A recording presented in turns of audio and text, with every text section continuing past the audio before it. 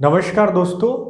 देखिए, आज हम डिस्कस करेंगे उत्तराखंड में अलग अलग स्थानों से जो प्राचीनतम लेख मिले हैं अलग अलग रूपों में। जैसे कोई शिलालेख मिला है, कहीं से शिलालेख मतलब लिखा हुआ है शिला पर, ओके। और कहीं से क्या है, ताम्रपत्र, तांबे के पत्रों पर कुछ लिखा है, ठीक है ना।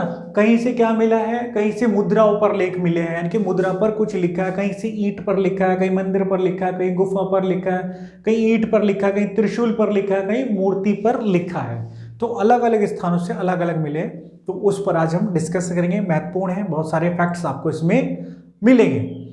तो शुरू करें।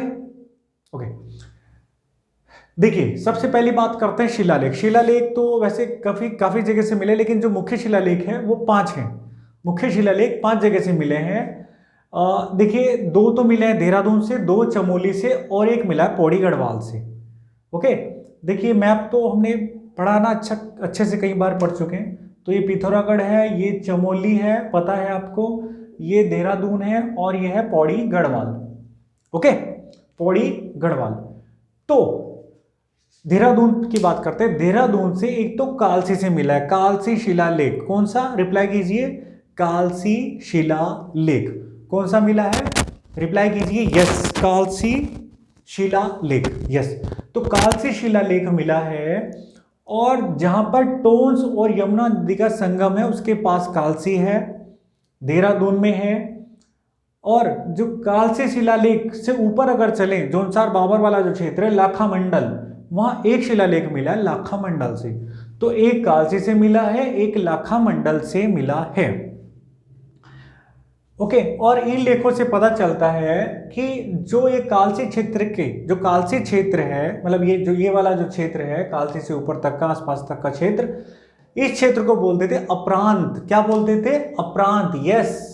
क्या बोलते थे, अपरांत, यानी कि पूरा जोनसार बाबर वाला जो क्षेत्र है, यानी कि उत्तरी देहरादून, इस क्षेत्र को क्या बोलते थे, अपरांत। और यहां के निवासियों को बोलते थे पुलिंद। क्या बोलते थे, रिप्लाई कीजिए यस, पुलिंद। तो अपरांत इस क्षेत्र और यहाँ के निवासी पुलिंद, इस शिलालेख से हमें पता चलता है। ओके, और इसके बाद 2 हैं चमोली में, माणा और मंडल। माणा बद्रीनाथ के पास, माणा और मंडल। तो माणा मंडल यहां है, और लाखा मंडल, लाखा मंडल, लाख हटा दो तो मंडल याद करने के लिए। ओके, तो मंडल और मंडल, तो लाखा मंडल कालसी देहरादून में है, माणा और मंडल चमोली में है। माणा मंडल शिलालेख चमोली से मिले हैं, और एक मिला है सिरोली। सिरोली, सिरोली है पौड़ी गढ़वाल में, याद रखना। ओके, कालसी लाखा मंडल याद हो जाएगा आसानी से, ठीक है। माणा भी याद हो जाएगा। मंडल, तो मंडल चमोली से, और सिरोली यस पौड़ी गढ़वाल से। तो फटाफट बताइए कितने शिलालेख मिले हैं, बताइए यस।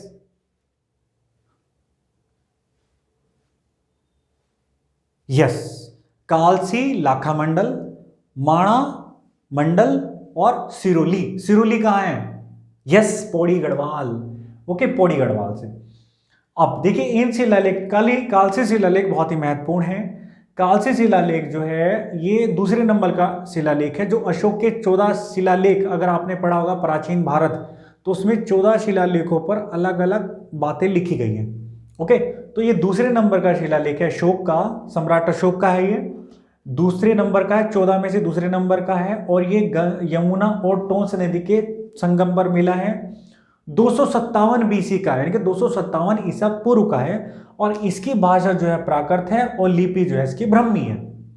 भाषा प्राकृत, लिपि ब्राह्मी। ओके, भाषा प्राकृत और लिपि ब्राह्मी। ओके, अशोक ने इसमें क्या कहा है, क्या घोषणा की है कि सभी मनुष्य और सभी पशुओं के लिए चिकित्सा की व्यवस्था कर दी गई है। सभी मनुष्यों के लिए और पशुओं के लिए चिकित्सा की व्यवस्था कर दी गई है, यस। और साथ ही आग्रह भी किया है कि जो सभी नागरिक है, जो सभी लोग हैं, वो हिंसा को त्यागें और अहिंसा को ग्रहण करें। ओके, हिंसा को त्यागने और अहिंसा को अपनाने की बात कही गई है। कौन से शिलालेख में, रिप्लाई कीजिए यस, कालसी शिलालेख। ओके, कालसी शिलालेख। अब बात करते हैं लाखा मंडल। लाखा मंडल शिलालेख की विशेष बात क्या है, ये है रानी ईश्वरा का, राजकुमारी ईश्वरा का है, जोनसार बाबर क्षेत्र में है। और इसमें क्या मुख्य बात की गई है, इसमें यह बताया गया है, इससे पता चलता है कि यमुना उपत्यका, यानी कि यमुना उपत्यका मतलब यमुना घाटी, यमुना जो घाटी है उसमें यादवों का राज्य था। ओके, तो लाखा मंडल शिलालेख किसका है?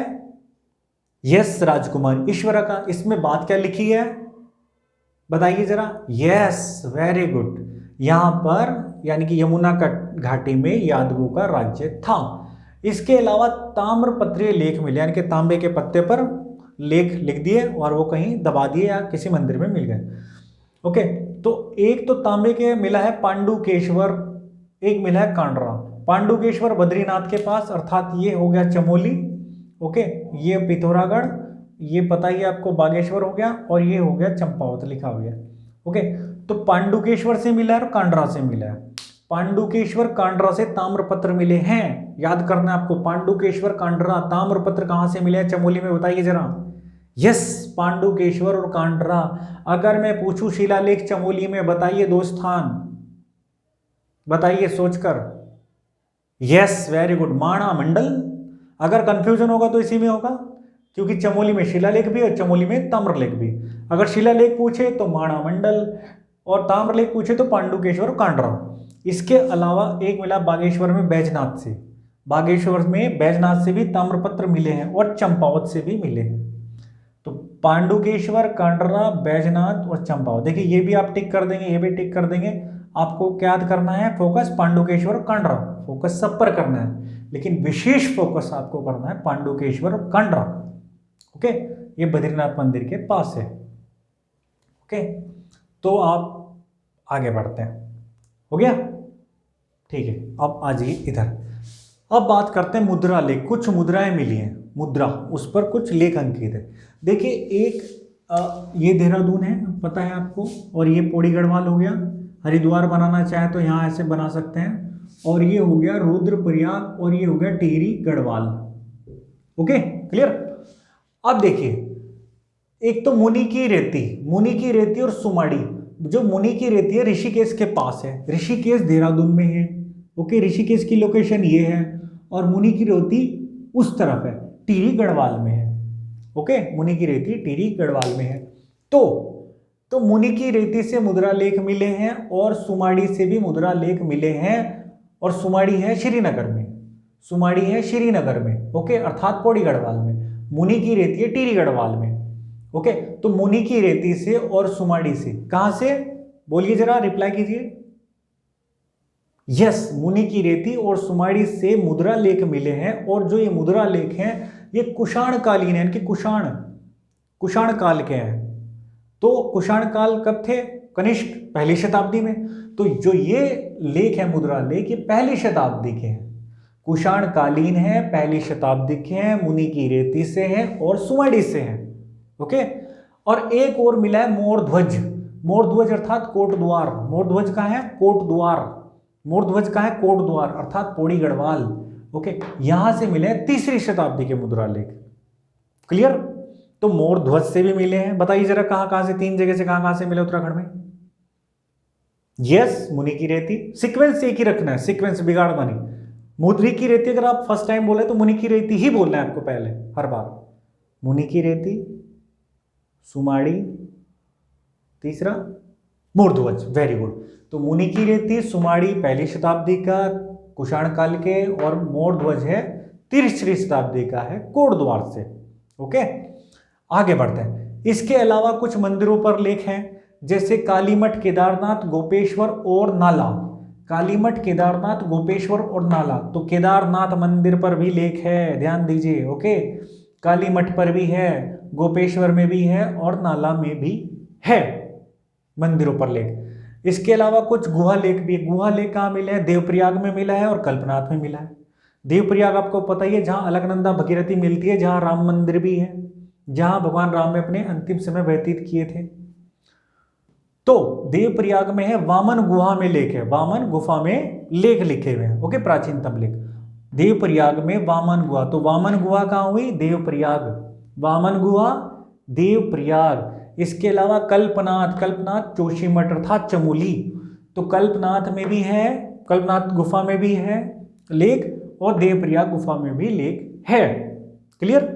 आगे बढ़ते हैं। ईट, ईट पर लेके, देखिए डिफरेंट चीज है, ईट, ईट पर लेके, तो याद करना पड़ेगा, ये बहुत इंपॉर्टेंट है, इंपॉर्टेंट कर लेते हैं इसको। तो ईट पर जो लेख मिले हैं ये नैनीताल में मिले हैं और बाड़वाला में मिले हैं। कहाँ मिले हैं? एन मतलब नैनीताल, बाड़वाला, बाड़वाला है देहरादून में, ठीक है। तो ऐसे भी याद कर सकते हैं, नैनीताल में मिले हैं, देहरादून में मिले हैं। ओके, तो आप बाड़वाला प्रॉपर प्लेस याद करें तो ज्यादा अच्छा है, ठीक है ना। बाड़वाला कहाँ है? देहरादून में, ऐसे याद कर लेते हैं। तो ईट पर जो लेख मिले कहाँ मिले? नैनीताल और बाड़वाला। कहाँ? नैनीताल बाड़वाला। कहाँ मिले? रिप्लाई कीजिए फटाफट। यस, नैनीताल बाड़वाला। कहाँ मिले हैं? फिर से बताइए, कहाँ मिले हैं? कहाँ? आवाज नहीं आई, जोर से, फिर से, दोबारा, सुनाई नहीं दिया, एक बार फिर, एक बार और। ओके, तो नैनीताल बाड़वाला, बाड़वाला कहाँ है बताइए जरा। यस, देहरादून। बाड़वाला कहाँ है? रिप्लाई कीजिए फटाफट। यस, देहरादून। अब त्रिशूल पर भी है लेख, त्रिशूल। देखिए त्रिशूल वाले जो हैं, एक तो मिला है गोपेश्वर, रुद्र शिव मंदिर जो है गोपेश्वर में, वहां पर त्रिशूल पर लेख है। और दूसरा है बाड़ाहाट। देखिए ये बाड़ वाला है, बाड़ाहाट, बाड़ाहाट है उत्तरकाशी। त्रिशूल लेक उत्तरकाशी में कहाँ मिला बताइए जरा। बाड़ाहाट। कहाँ? बाड़ाहाट। रिप्लाई कीजिए, कहां पर? बाड़ाहाट। यस। और रुद्र शिव मंदिर में गोपेश्वर में मिला, रुद्र शिव मंदिर गोपेश्वर में। और इस वाले से जो गोपेश्वर में है अर्थात चमोली में है, इससे पता चल रहा है कि नागपति नाग ने, नागपति नाग में 6ठी शताब्दी ईस्वी में इस क्षेत्र पर आक्रमण किया था। ओके, आक्रमण किया था।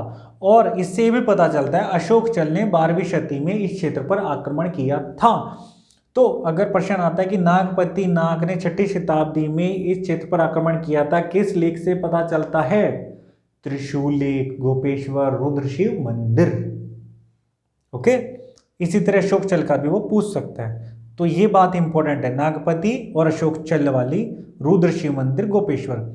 इसके अलावा मूर्ति पीठिका, मूर्ति की पीठ, पीठ पर बैक साइड भी लेख लिखे हैं। ओके, ये कहाँ है? ये मिले हैं देवलगढ़ से और कोलसारी से। कहाँ मिले हैं? रिप्लाई कीजिए, मूर्ति पीठिका लेख कहाँ से मिले हैं? यस, देवलगढ़ कोलसारी। फिर से बताइए कहाँ से मिले हैं? यस, देवलगढ़ कोलसारी। गुड, फिर से बताइए कहाँ मिले हैं? यस, फिर से, सुनाई नहीं दिया, जोर से बोलिए, फिर से बोलिए, धीरे से बोलिए। हाँ जी, दोबारा, क्या सुनाई दिया? जोर से बोलो, धीरे से बोलो, फिर से बोलो। चुप नहीं रहना है, चुप नहीं रहना है, आपको रिप्लाई करना है, ये आपकी लाभ की बात है, ठीक है। मैं क्वेश्चन पूछूंगा, आप ऐसे रिप्लाई करेंगे, सॉलिड हो जाएगा, सॉलिड एकदम। ओके, तो देवलगढ़ और कोलसारी से मिले हैं। देवलगढ़ है श्रीनगर के पास, अर्थात यस पौड़ी गढ़वाल। कोलसारी है नरेंद्र नगर के पास, अर्थात टिहरी गढ़वाल। ओके, तो देवलगढ़ से मिले हैं, कोलसारी से मिले हैं।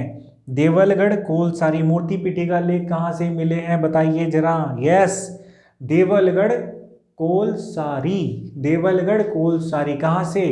यस, देवलगढ़ कोलसारी। अब देखिए जो बहुत सारे लेख मिले हैं, इनमें और भी बातों का वर्णन है। जैसे इसमें बताया गया है, बहुत सारे लेखों को अगर देखें तो पल्लिका, पल्लिका मतलब छोटा गांव, पल्लिका का भी वर्णन है। पल्लिका है, ग्राम है, पट्टी है, परगना, इनका वर्णन है। इसके अलावा महत्तम, महत्तम मतलब ग्राम का प्रधान, ठीक है ना, जो आज की डेट में प्रधान बोलते हैं गांव के, आप वो कह सकते हैं। महत्तम मतलब प्रधान, ग्राम प्रधान, ठीक है। महत्तम मतलब, रिप्लाई कीजिए, महत्तम मतलब ग्राम प्रधान, महत्तम मतलब ग्राम प्रधान। ओके, इसके अलावा भृत्य, भृत्य का मतलब है सेवक, भृत्य मतलब सेवक, यानी राजमहल में भाई सेवक होते हैं ना, तो वो भृत्य। तो भृत्य मतलब सेवक, और महत्तम मतलब ग्राम प्रधान, ठीक है, या ग्राम का शासक कह सकते हैं। प्रतिहार, प्रतिहार द्वार का रक्षक, प्रतिहार द्वार का रक्षक।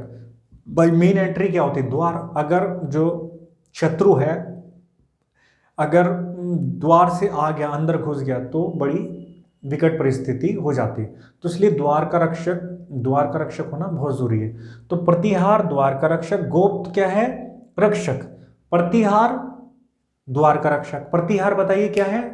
द्वार का रक्षक। प्रतिहार द्वार का रक्षक। प्रतिहार, यस, गोप्त रक्षक, गोप्त रक्षक, गोप्त रक्षक, गोप्त बताइए जरा, यस रक्षक। ओके, कोटपाल, कोटपाल मतलब गढ़ का। भाई उत्तराखंड में क्या गढ़, गढ़ है, बहुत सारे किले, ठीक है। तो कोटपाल मतलब गढ़ रक्षक, कोटपाल मतलब गढ़ रक्षक, यस कोटपाल, कोटपाल बताइए, यस गढ़ रक्षक, कोटपाल इंपॉर्टेंट है, गढ़ रक्षक। इसके अलावा क्या है, बलाध्यक्ष, बलाध्यक्ष मतलब सेना नायक, बलाध्यक्ष मतलब सेना नायक। भाई बहुत बड़ी सेना होती है, ठीक है, उसको अलग अलग ग्रुप्स में बांटा गया है। तो इसका सेना नायक ये है, इस ग्रुप का सेना नायक ये है, इस ग्रुप का सेना नायक एक, और एक उनका हेड सेनापति होता है, प्रमुख सेनापति, तो उसको बोलते हैं महादंड नायक। तो महादंड नायक हो गया प्रमुख सेनापति, कटप्पा मान लीजिए आप बाहुबली का। तो महादंड नायक क्या है, प्रमुख सेनापति अर्थात कटप्पा, ओके। और बलाध्यक्ष क्या है, सेना नायक, बलाध्यक्ष क्या है, सेना नायक। महादंड नायक है प्रमुख सेनापति। अक्षपाटलिक है कैग मतलब लेखा परीक्षक, यानी कि लेखा जोखा रखने वाला, आय व्यय का लेखा जोखा रखने वाला। अक्षपट्टालिक, अक्षपाटलिक क्या है, यस कैग यानी कि लेखा परीक्षक। और कुलचारी क्या है, तहसीलदार, कुलचारी क्या है, तहसीलदार, तहसीलदार तो समझते ना, तहसील में होता है, ठीक है ना, तहसील का हेड, ठीक है। कुलचारी क्या है, तहसीलदार, ओके। तो आप एक बार इस वीडियो को देखना और जो मैं क्वेश्चन बोल रहा हूं फिर आप उसको सॉल्व करना, ठीक है ना। हाँ, अब इससे पहले मैं एक छोटे से आपके साथ एक बात शेयर करना चाहूँगा। देखिए, हमारे जो मतभेद होते हैं दूसरे लोगों से, उसका सबसे बड़ा कारण वो होता है कि वो लोग हमारे इच्छा अनुसार कार्य नहीं कर रहे होते हैं, ठीक है। अगर हमारी इच्छा या अपेक्षा के अनुसार कोई कार्य नहीं हो रहा होता है तो फिर हम थोड़ा सा क्रोधित हो जाते हैं। देखिए, आपको ये समझना होगा कि हम सभी लोगों को, दुनिया के सभी लोगों को परिवर्तित नहीं कर सकते, उनका माइंड चेंज नहीं कर सकते, ओके। और विशेष रूप से बलपूर्वक तो बिल्कुल नहीं कर सकते, ठीक है। तो अच्छा यही है कि आप अपने माइंड पर ही कंट्रोल करके, अपने माइंड पर ही कंट्रोल करके, ठीक है, आपके जीवन में जो होने वाली बहुत सारी घटनाएं हैं उनको कंट्रोल करो, ठीक है। हर व्यक्ति तो आपके हिसाब से नहीं चलेगा, तो आप सबसे बेहतर ये है आप अपने माइंड को कंट्रोल करो, खुद को कंट्रोल करो और अपने आप को मैनेज करो, ओके। दूसरे के सुधारने के चक्कर में अपनी लाइफ डिस्ट्रॉय मत करो, ठीक है। समझा दीजिए, प्रयास कर लीजिए, लेकिन फ्रस्ट्रेट बिल्कुल नहीं होना है। दूसरों की वजह से होना कुछ नहीं है, वो तो शायद सुधरे या नहीं सुधरे, लेकिन आपकी जो एनर्जी है, जो आपकी ऊर्जा है, या जो आप सही दिशा में जा रहे हैं उससे भटकने की संभावनाएं बहुत ज़्यादा हो जाती है। तो समझ में आ रहा है क्या करना है आपको, सेल्फ कंट्रोल, ठीक है। जो जिसका बिहेव जैसा है, जैसी हैबिट है, एक बार समझा दीजिए अगर आपके परिवार का है, ठीक है, या कोई भी है, और नहीं तो नमस्ते, आप सेल्फ कंट्रोल कीजिए। चलिए खैर, क्वेश्चन लिखिए।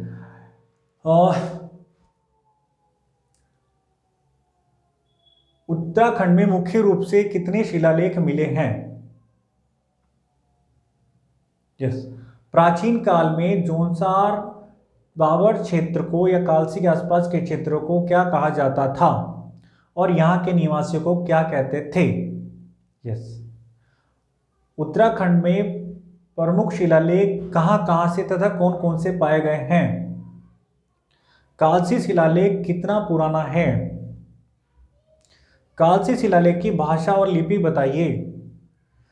कालसी शिलालेख किस सम्राट का है? कालसी शिलालेख में कही गई मुख्य बात बताइए।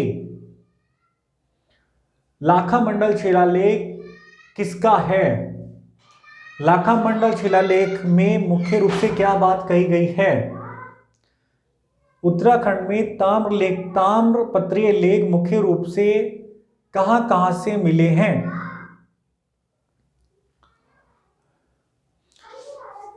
उत्तराखंड में मुद्रा लेख कहां से मिले हैं? उत्तराखंड में पहली शताब्दी के मुद्रा लेख किन किन स्थानों से मिले हैं? उत्तराखंड में 3री शताब्दी के मुद्रा लेख कहाँ से मिले हैं? मोर ध्वज कहाँ है?